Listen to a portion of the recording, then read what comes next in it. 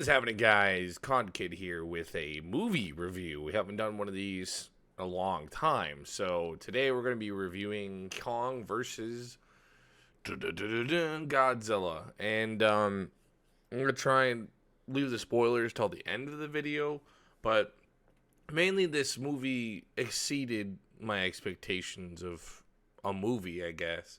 It was pretty decent. It wasn't anything spectacular. The fight scenes were actually pretty decent. But like I said, it's basically the premise of the movie is Godzilla versus King Kong. Now, it's pretty self-explanatory for the most part, and honestly, pretty good. Honestly, it stars pretty much everyone from the original cast again. There's a weird guy that's like freaking out about germs, and basically he's like your typical conspiracy theorist. There's fluorine in the water. He basically breaks into this Apex laboratory, and he is looking for something. Not really explaining, but he runs a podcast about Godzilla, and so yeah, that's pretty much how the movie starts out.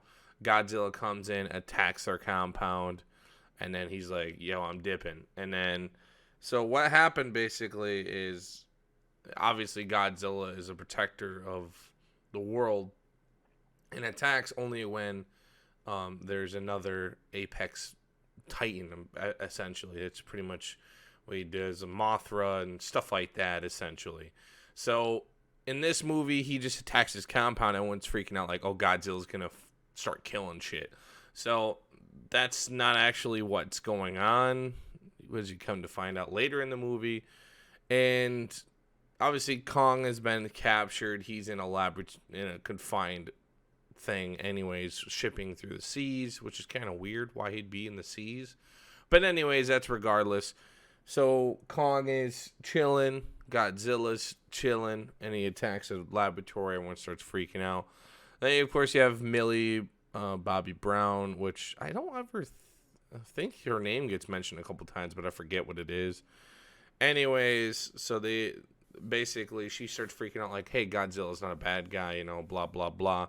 And so essentially after this point, obviously they're thinking of ways to figure out what hell happened.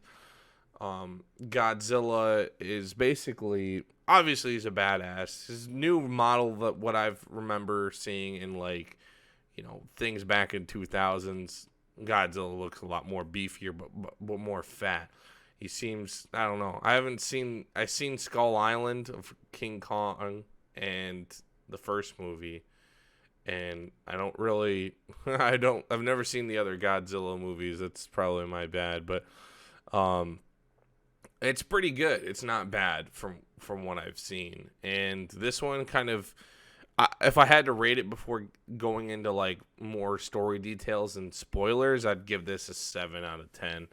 And the reason I say that is because there's a lot of buildup in certain scenes. It's kind of like the other Godzilla movies were like focused around humans. This one's more focused on monsters. Obviously, it's between King Kong and Godzilla. So, yeah, that's the difference there.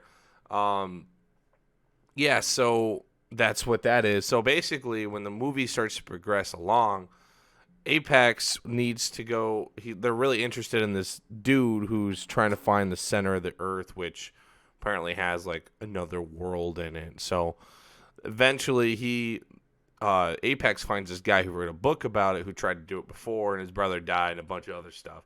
So they end up making a craft, getting Kong to go. Well, I don't understand why they needed Kong to go into the middle of the universe. It's not really explained very well, but Kong needs to go to the center of the Earth for some reason.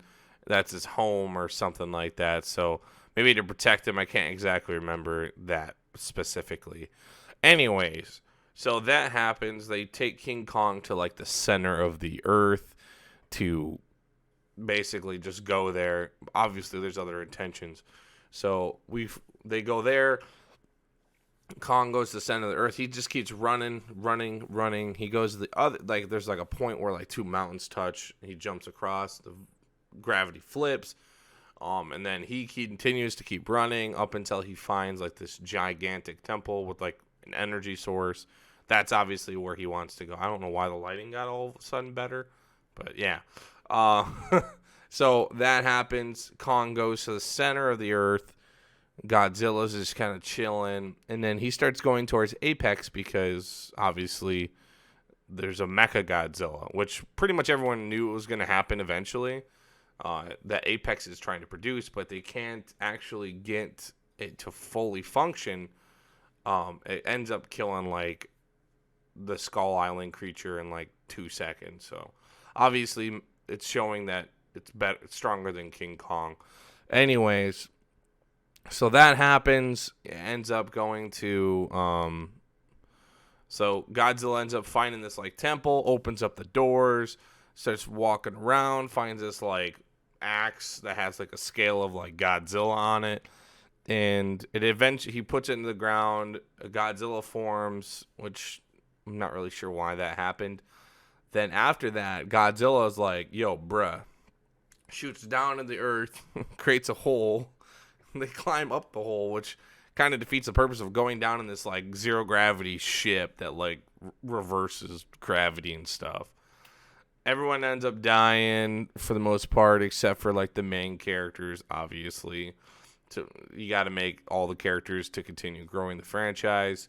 But so that happens, then yeah, it's pretty much just like another thing happens. Then Godzilla and King Kong go up to top with his new like Godzilla killing axe, and he shoots like radiation at it, and it just blocks off the axe. So obviously King Kong has a fighting chance. He gets ass whipped in round 1, and then round 2, Kong kind of like, or no, round 1, King Kong kind of like messes him up a little bit, and then obviously Godzilla, being Godzilla, ends up beating his ass and almost killing him. And then Mecha Godzilla comes out, starts beating the fuck out of Godzilla. And then Godzilla's like, "Yo, bruh, I'm getting my ass beat." And then they end up, like, King Kong starts, like, heart slowing down. And then they have, like, this engine that, like, defibrillates his heart by exploding or something. And then he wakes up, helps out Godzilla. And obviously King Kong, like, delivers the final blows with his axe and, like, chops his head off and rips it off and shit. And then they kind of, Godzilla and King Kong, like, call it truce, but, like, you kind of can tell that, like, the battle's not over yet. So that's one of the most interesting things. I think there'll be a King Kong versus Godzilla 2, or maybe they'll team up again to fight something else. But, yeah, that's pretty much the concept of the whole movie. That's it in a nutshell. There's a lot of parts where they're just kind of chilling. There's a lot of like low down sequences, but as soon as it switches to one of the monsters, it's just constant something going on. The visuals were fantastic. Godzilla and King Kong look really good in the movie. It feels like they kind of took away the direction of like no humans, just monsters. It's actually a pretty decent film. I stayed hooked the whole time, and like I said, it's not like a cinematographer masterpiece, but like, it's what I expected, exactly. And fan theories were like 100% right, and I heard everything. You know, I watched the trailer, and I was like, yes, Godzilla's going to win. King Kong's going to lose. They're going to come back together to join forces to attack something else, and they're going to win. And I kind of figured it would be Mechagodzilla, and it was Mechagodzilla. And, yeah, that's pretty much the whole premise of the movie. And, yeah, it was pretty good. HBO Max has it for free, so if you have it, try and download it right now to watch the movie for free. It's not a bad deal. Well, I mean, you have to pay $15 a month, but new movies are coming out on HBO. It's definitely worth the watch, and it's not bad. So thanks, guys, for watching. This is my first movie review. Next time we'll be reviewing Bad Trip, which actually wasn't a bad movie. It was pretty fucking funny. So thanks for watching, guys. See you later. Peace.